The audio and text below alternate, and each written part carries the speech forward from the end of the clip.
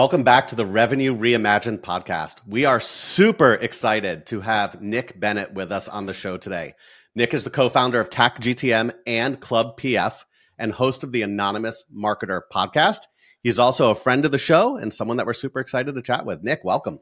Thanks for having me. Excited to be here with you two. Awesome. Thanks for being here. Yeah, we're super excited to have you as well. It's awesome to have our marketing brethren in here. So let's start the show with a little controversy. So it is the Revenue Reimagined podcast. So if you couldn't be in the current role that you were in from a marketing perspective, what other go-to-market revenue function would you take and why? Ooh, I would probably go like on the CS side of it because I think that retention, especially in this economy, it's so important. And like, NRR should be a metric that everyone's looking for because, it's not going to impact ARR, but it's going to ultimately impact it because those non-churned customers are going to refer additional new business to you over time. So 100%, man. I'm of the mind, especially right now, that NRR may be even more important than ARR, right? Because it's so hard to get people in the top of the funnel. And we'll talk a little bit about that, I'm sure, as we go through the marketing piece. But if you have the good NRR, like churn, actually, so I'd like a follow-up question on that. So do you think churn matters as much as NRR, or like what's your perspective on churn versus NRR? Yeah, I think some churn is good. Like non-ICP churn is good because they're going to drag you down anyways. But I understand early stage, you take what you can get. Any deals that come your way, you're going to just take it. But like as you grow and scale, you need to get rid of those customers that are just not your ICP, because what's going to happen, and I've seen this firsthand before, is like they buy your service or your product or whatever. After a year, they're like, this isn't really for us, or they're not seeing the maximum value out of it. They're going to churn anyways, regardless of what you did. You could offer them $1 million and it's just not going to be for them. So I think that's why it's so important to understand what your ICP is, understand, who you're actually selling to and your delivery mechanisms for that. And it's okay to lose some customers as long as you're gaining the ones that matter. Love that. So let's double click on that a little bit, right? Like we're talking about reimagining revenue, and we're going to create a little controversy. So you said a couple things that you said that appeal to me. Number one, I agree with you 100%, right? That ICP is so critical, and we talk about this a lot. That founders, specifically when they're transitioning from founder-led sales, oftentimes will bring in sales leaders, sales reps before they have any fucking clue what their ICP is, right? Like, we've sold a little bit of business, 10 customers look like this, 4 look like this, 5 look like this, let's hire a VP of sales. You have to know your ICP.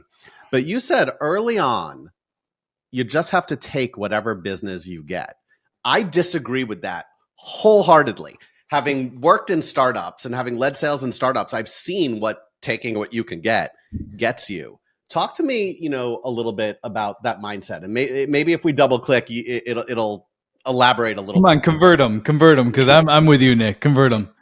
Think about it. It's like, why would you narrow yourself down early on when you're just trying to scale the business? When you're trying, it depends. Are you bootstrapping this, or are you looking for VCs to invest in it as well? Because I think everyone's looking for VC. Let's assume we're looking for VC money, right? We want that dream. So then you want as many customers as you can get. You want to show that growth. If you can show that hockey stick growth early on, cool. It's going to at least allow you to build the foundation. But at what cost? At what cost on the team do you want the hockey? Dale's loving this. Dale doesn't see me get feisty often, and I don't agree with that at all. So we disagree on a lot, which is why we're doing the show together. But that's okay. When you have that hockey stick growth, which I think is important, what is the cost of bringing in a bad customer? What is the cost to your sales team, to your success team? What is the cost to not defining your ICP? And I agree that you can't get too specific, right? I can't say I want to sell to marketing companies that have between 100 and 200 people, that have an ARR between $1 million and $1.5 million, that, live in states where the sky turns purple at night. We don't want to do that. Right. But I think when you say I will do business with anyone, I don't know. Yeah, I mean, well, listen, if they're willing to write you a check, and what's to say that you can't, maybe they're not your ICP right now, but what's to say 6 months within the Mm, contract, they don't become your ICP or they don't scale to a certain level where they can actually get more out of it. And again, it depends what you're selling, it yeah. depends all of those things as well. But for me, I come from a MarTech background, and I can tell you firsthand at AirMeet, at Alice, at PlanGrid, all the Clary, all these companies that I was at, we took the business that came to us firsthand. Again, it was things that helped us build that foundation. And ultimately, over time, you churn out those non ICP customers or they become some of your best customers. I know at Alice, we had a few customers that we just took on. It was super early. It was founder led growth. He was, Greg, who was our CEO and founder, he was doing the sales. He brought a few early clients on and they were not a good fit. But they stayed with us for 4 years, Wow. and over those 4 years they became some of our best customers. I do think what you said makes sense. And I want to give credit where credit's due, right? If you don't know what your ICP is, and think about it, when you are transitioning from founder-led sales or when you're scaling, you have no fucking idea what your ICP is. Yep. So in that sense, I'll do business with you, and you, and I'm going to figure out what my ICP is. And maybe one of two things happens. Either I mold you into my ICP, or as we scale, we realize this isn't the right fit. And that's okay too. But you still helped me grow my company because you helped me figure out what's right and conversely what's not. Right. And I it like it. helps you. I'm I was going to convinced say, Nick could drop the mic now. I was going to say another thing that it might help you do is it might help you pivot your product or Mm, company a little bit. Like if you're getting feedback from people that maybe aren't in your, if I you don't love even that. have an ICP yet, but you're getting this feedback of like, hey, this is how I would use this, or maybe PLG makes more sense, or whatever it is. Maybe you start to change the product or offerings or price points a little bit based on the early customers that you have that allows you to scale further in the long run. I love it. And maybe we look at an ICP more like a bullseye, right? Like, so archery bullseye, and like your ICP, like if you hit the middle, like that's your ICP, but like the outer rings are like close enough. Like you get points for those outer rings. And you don't like, if you hit the bullseye, great, because you're going to keep that customer for a long time. They're going to be raving fans, etc. But like close enough, especially when you're starting up, may be good enough. And then you do churn them out. And to me, I think what is important when you go to get funding or investment is be as transparent as you can with the investors, so they're not expecting like this NDR of like, 150%, when your NDR may be closer to like 101% because you got to churn some of those people out. Like, Yeah. I think we've had too much focus on churn, like churn's so bad, but churn's not necessarily bad. And by the way, I do think like CS gets a bad rap at this. Churn isn't necessarily based on the CS team. Churn could be on the marketing team. Like we may have brought the wrong ICP in. Churn could be on the sales team. Like we may have upsold something that we shouldn't have. So let's be aware of that. There is good churn. Like you said that. Yeah. There is people, and listen, Dale and I are sales leaders, you're a marketing leader. Like we've all looked at customers who have left and been like, addition by attrition, my friends. Like this is a good thing. Yeah, I mean, honestly, I was gonna say we did this at AirMeet too. Like AirMeet, what AirMeet originally was to what they are in the present day. They used to be more of like a community platform, and they would sell to colleges, universities, Mm, churches, and within the last year or so, they ended up changing to more of B2B tech. But again, like all those early customers, like they needed them because that's what the product was at that point. It evolved into something completely different. And I think that's an important piece to think about too. Great point. I love it. Let's go down a different path for a second. So you have recently started TAC GTM, and you've recently started Club PF, right? That's what I want to talk about is Club PF.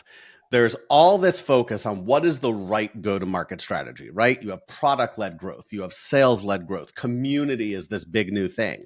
And when I originally, saw Club PF, I was like, oh, it's another community, but it's more than that. I believe, and correct me if I'm wrong, we're going to see how good my show prep is here.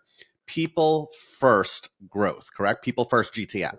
Correct. Yep, exactly. And there's a people first operating system on top of that, but it's like a people first GTM. It's like it's a model designed to help a business grow its revenue using 7 different go-to-market strategies. There's three strategic channels, 3 strategic types of offers, and an overall partnership strategy on top of that.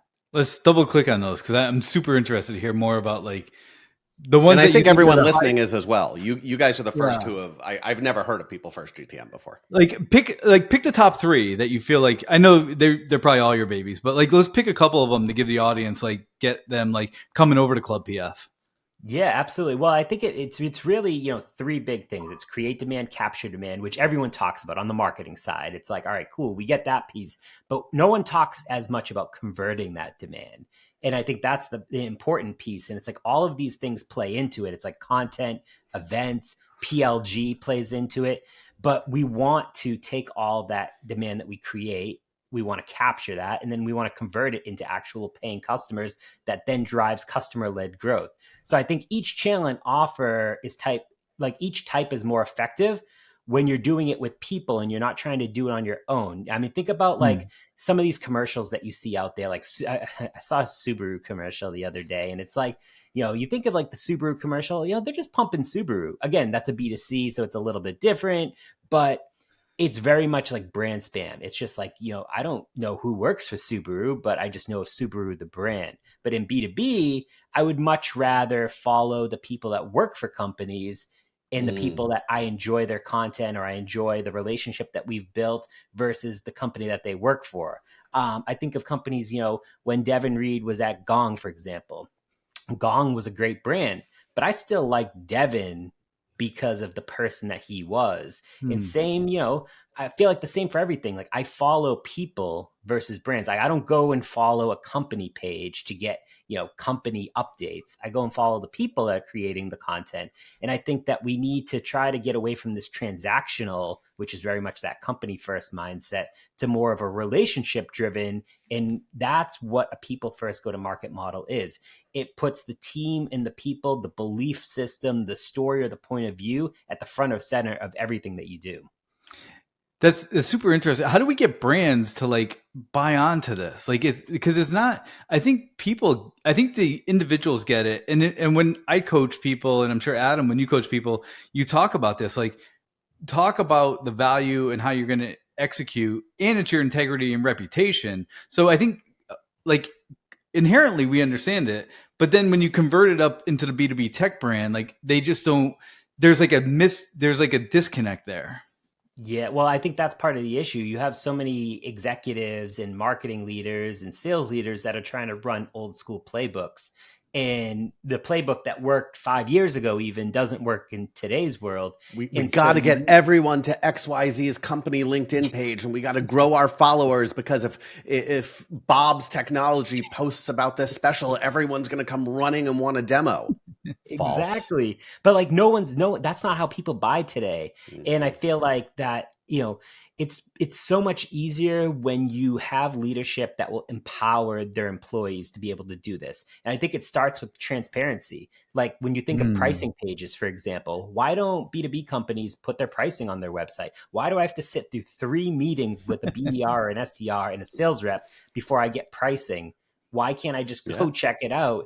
And why can't I go turn to a community or people that I trust and be like, hey, have you ever heard of XYZ company? Do you have any feedback? Or who would you recommend? That shit's happening, dude. Like, it. You're in the communities. Like, I have a big, like, this is a big, like, shout out to these B2B brands. Like, people are talking about your brands in communities you have no idea about. They're talking about your pricing. You talking mean about your value. Dark social really exists? Yeah. I think it's dark community social, but yes. But think about it. I mean, we all are purchasers, both in our personal lives, and arguably we all own businesses, right? We all purchase tech. We all advise companies on purchasing tech. I can't remember the last time I advised anyone to buy anything without doing my diligence in communities, without doing my diligence with people. I would not dare, advise someone on demand without, speaking to Nick. I wouldn't dare advise someone, on community without, I mean, that would also be Nick. But like at the end of the day, all roads lead to Nick. All roads lead to Nick and TAC GTM. If you want to promote your show, no. I think that there's this giant boat being missed. And Nick, you touched on it. People relate to and buy from people, not from companies. I saw an article the other day, and I'm not going to get all my facts right, but bear with me. LinkedIn is allowing companies to sponsor people and their posts which ties back to what you were saying, where now, Google can sponsor Adam and it will be Adam sponsored by Google. How do you think that's going to play into this? Shout out to Google if you want to sponsor me. No, I'm kidding. Honestly, I love it. I'm actually testing it out right now. And so a company that I advise for, they're running it this week. So like they have a bunch of advisors. And so they're running, it's like basically thought leader ads. And so they're running it to a subset of clients that they want to sell into, kind of like an ABM strategy. This is going to be really helpful if you want to get into ABM because you're using the people, again, people first, but you're taking the content they're already creating and you're just showing it to more people. Why run paid ads from a brand when I can run paid ads from a person, or at least boost that to get more people to see it? And so I'm interested. Like I said, I'm testing it out myself through Club PF. I just wanted to see what would happen. We have this workbook that we put out. It's like 31 pages of like how to transform your like go to market to a people first, and we're giving it away for free. But I felt like I wanted more people to see it. So I put like $500 behind this ad and like it just exploded. And I put it on Gumroad so like I could track like, hey, who's actually like downloading it? And it's just the amount of people that are seeing it versus me just posting it on my LinkedIn and like seeing maybe 5%, 10% of people see it. Now 30, 40% of people are seeing it. So I think it's a huge benefit. It's finally nice that LinkedIn is investing in the people and the creators that actually create content. Now, who makes the money? Does the creator make the money if a company decides to sponsor you or your ad? How does that work? I think it depends like what the outcome you're looking to achieve are. Like for me, like I'm just looking to drive downloads and awareness of a specific post that was, around that. Like if you're looking to drive, I don't know, maybe inbound demo requests, the company's benefiting, but you have to be tied to that company. So like you have to have it listed in your LinkedIn that you somehow are affiliated. So that's the difference, right? Google cannot just come to, we'll use you because you have more followers than me and say, hey, Nick, I want you to do a post and drive people there because you're not affiliated with them. Exactly. So you either need to be an employee or an advisor or something. Exactly. Yep. And that's the catch. And it's like, that's why, I think it's going to do pretty well because it's not going to be just a bunch of brands like running out and sponsoring stuff. You have to, could I go and put that I'm an advisor for Google and no one's ever going to check that? Probably. But, Forbes 30 under 30, baby. Yeah, exactly. So just in the spirit of every show of giving and getting, Nick would like to give back to our audience. Nick, what do you want to give out? Yeah, I would love to give 3 memberships, the social membership for Club PF. I think, we have about 115 members in there right now. It's a great way to elevate not only your personal life, but also your professional life as well. So would love to do that. Would love to hopefully help level up some additional people that listen to the show and the newsletter. Awesome. I'm entering my name. And if I buy one of those hats, can we give that away as well? Unfortunately, the hat has actually gone away. My creator store has been shut down. I'm trying to get it back up, but I know this is kind of like a memorabilia at this point. Yeah. Cool. I love the hat. Let's talk about creators a little bit. We're going so off script, but I think that when you look at LinkedIn now, the word creator gets thrown around a lot, right? You have people who have 10,000, 20,000, 50,000, 100,000 followers that if they say something or promote something or talk about something, like that's going to gain traction. And I think with, whose quote is it? With great power comes great responsibility. Whoever said that, someone famous. Everyone could roast me for not knowing who it is. But I don't think a lot of people realize how much weight their words carry. You have been deemed a creator for a long time. Talk to me a little bit about that and how, as people, come up through social and come up through LinkedIn, like I firmly believe there's a right way to carry yourself and a wrong way to carry yourself. We'll love your thoughts on that and tying it back to how that individual creator can impact a company. Yeah, absolutely. Well, I think, there's a difference, talking personal brand. I ran a podcast for 2 years called Rep Your Brand that was all about personal branding. And I feel like at this point, it's kind of like table stakes, like everyone knows what it is. But there's a difference between your personal brand and your reputation. You can put out a really strong personal brand, but maybe you're an asshole. and your reputation is basically going to ruin anything that you built in your personal brand. Like, I've been doing this for 3.5 years. I've built up, I've delivered value. Hopefully people trust me as a person. Now, if I was to go and do something crazy, I could tear that down in literally minutes. And I think that's the piece that people don't understand. And like, when you think about like the creator side of it, people talk about creator influencer. I think anyone can be a creator. Anyone that puts content out there, that creates something, maybe it's a podcast, maybe it's, whatever it is, you're a creator, but not every creator has influence. And I think you don't deem yourself an influencer. Like, no one, no one walks around and says, "Oh, I'm an influencer." At least in B2B. B2C, no, I mean, there are people who do, but they shouldn't. They shouldn't. Yeah, exactly. Not every creator is an influencer. Like that is like hard hitting right there. That's well, if you think about it, because so many people loop those things together, but it's actually it's not, because if you're a creator with 2,000 followers that post once a week, you're technically still a creator because you're putting something out there, but you're not going to sway any minds. And it's also about the long game. Like, this isn't, so many people want the overnight hacks. Oh, okay, I want 100,000 followers. I want to do 5 million impressions or whatever it is. But like, I've been grinding for 3.5 years to be able to get to this point. And like, I didn't start monetizing until I was like 2.5 years in. So like, I think that's another whole piece of it, is like, this isn't a short-term mindset. This is like a long-term mindset. You mean you weren't the guy when you had 2,200 followers who sent me a DM and said, I'd like to sell you my LinkedIn growth course for $99? That's true story every day.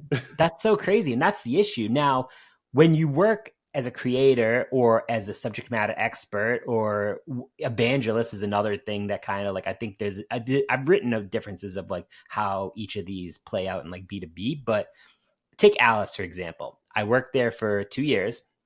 I drove $2 million in pipeline organically through LinkedIn, zero cost outside of my salary for doing my marketing job. So I wasn't required to post on social. Did I do it? Yeah. So like, I was, I guess, paid a salary to do it maybe, but like really $0 in acquisition costs. 60% of that closed. That's $1.2 million over a 2-year period. Wow. At me just posting content. And I didn't even talk about the company. That was another huge piece of it. I didn't talk about the company. I just talked about my journey, what I believe in, programs I was working on. And I think that's something that everyone can do. So many companies just don't know how to actually tie it into their strategy or how to elevate people that are already in their organization that are doing this, because they probably already exist. You just have to give them the stage and the opportunity to do it. Yeah. I think you hit the nail on the head. When I look at those who are most successful from we'll call it creator influencer brand within a company, and I piggyback off this when I'm training reps, it's don't go out and make every post about your company. Number one, you're going to lose all your credibility. Number two, you then look like a commercial that's being paid for. If you keep it super authentic and you add value, and you add value about the category and value about the product and value about yourself, people are then naturally going to be driven to see, hey, like you work at Alice. I'm assuming there's a reason. Like let's talk about that. Let me go check this out. So I think that is pretty powerful. Exactly. Well, the content you should be creating should be about like what you believe in, and if you believe in the product that you're selling or marketing, then it should just kind of lead back. Like, it's not like, hey, go check out Alice. It's like, hey, if you want to do better in converting your qualified leads into real customers, like here are some examples of how to do it. And it could be like gift giving or like, ABM strategy, but it has nothing to do with Alice. And they go to Nick's Nick's LinkedIn page, like, oh, you work at Alice. Oh, let me go to Alice. Like it's the subtleties that people don't get, because once again, the thing that you said before, like long game, patience, like there's no easy button. Like, where's this easy button that we try to find? I used to have one back here somewhere. I don't know. I think my kid stole it. It didn't work for what it's worth. 100%. But that's the thing. Like, so right now on LinkedIn, I like on a rolling 90-day window, you know how it says like how many people have viewed your profile. And so like right now I pull about 10,000 people over a 90-day rolling window. And that's been consistent for like years. So I know if I post every 90 days, like 10,000 plus people are looking at my profile. When they click my profile, they're seeing like the links I have on there. They're seeing the companies I work for or work with. They're clicking into those. And that's why I think it's so important to use like self-reported attribution, because you can start to actually map out what that journey looks like. Hey, I listened to you on this podcast. Then I went to the website, checked out this event you spoke at, checked out this blog post, decided, hey, this is something I need. So I came in and submitted an inbound demo request. And now you know which channels are actually working versus using kind of, attribution software, which is really only going to work to a certain degree.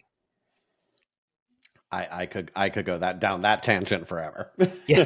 And now people that like may want to sell into you as well or market to you know exactly some of the stuff you may be struggling with or what you may want. So you actually get better people coming to you. And so there's like this evolving circle that ends up happening. And I think once again, if you don't generate the long-term game of it and have short-term as in increments, that's where people I think get all twisted. Well, Dill, you would think that, but listen, I was in sales before I moved to marketing, and nothing against salespeople, but for the amount of content that I put out, the amount of junk that I get on a daily basis, I can tell you over the last year, the amount of people that actually personalized a outreach to me, whether it was through email or a LinkedIn DM, have been less than 5. That's crazy. Now that's insane because you post so much content.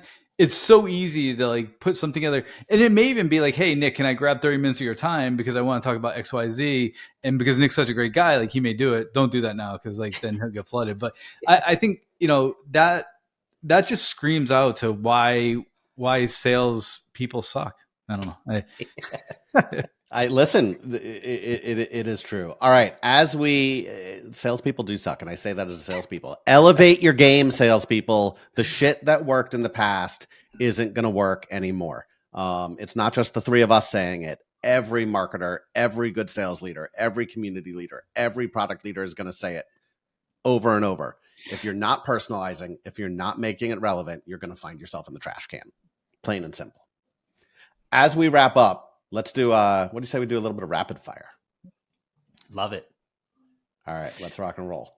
So what song best describes your revenue strategy? Ooh, All About the Benjamins. I love it. I love it. Good I one. love it. I think I know the answer to this, but you have a crystal ball, right? What's the revenue strategy that's going to take center stage over the next 12 to 18 months? I mean, I got to go back to a people first. You got to put your people first. You got to shift from the company first mindset, because you're going to be left at the train station with all those old school leaders that are still there. And I actually think I know this answer as well. But in the context of revenue generation, if you had to pick only one thing that you had to focus on, customer retention or customer acquisition, which one would you pick? Retention Just all day. Based on this economy, retention, because we all know it costs less to retain a customer than go out and acquire a new one.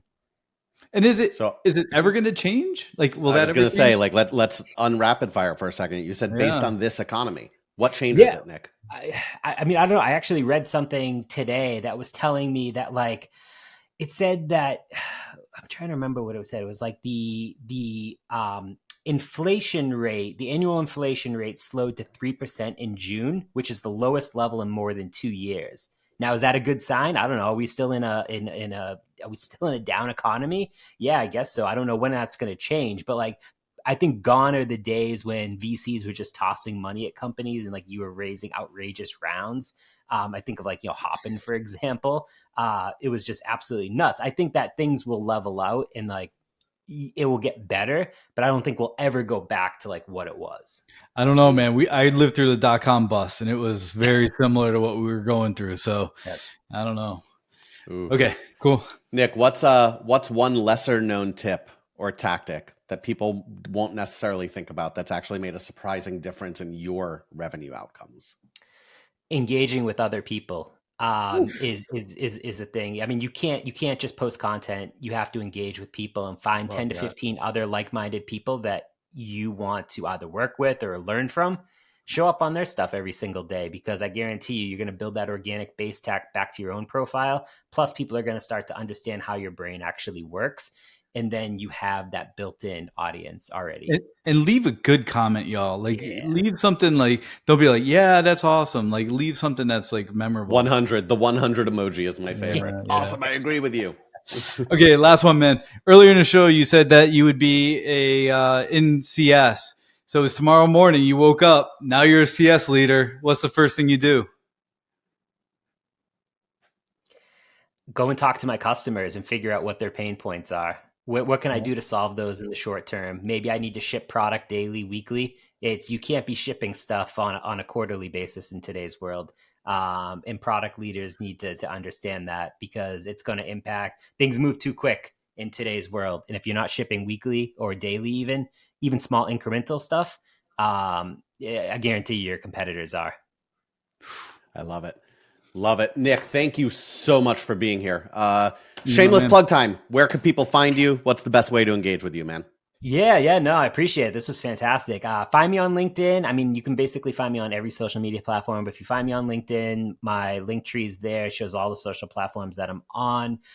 Check out the Anonymous Marketer podcast. It's a global top 1.5% show sponsored by Google, as well as Directive. So check that out. And yeah, I mean, those are the big things. I also I'm writing a book on the creator economy right now in B2B, and I have a newsletter called The Creator's Circle, which is all about creator and influencer strategies and insights in today's world. And go check out Club PF. Yes, check out Club PF, and y'all, trust me. I love every guest that comes on this show. I don't promo every guest that comes on this show. Go follow Nick Bennett. It will help you in your career. It will help you with your content, and go join Club PF. Nick, thanks so much for being here, man. Cheers.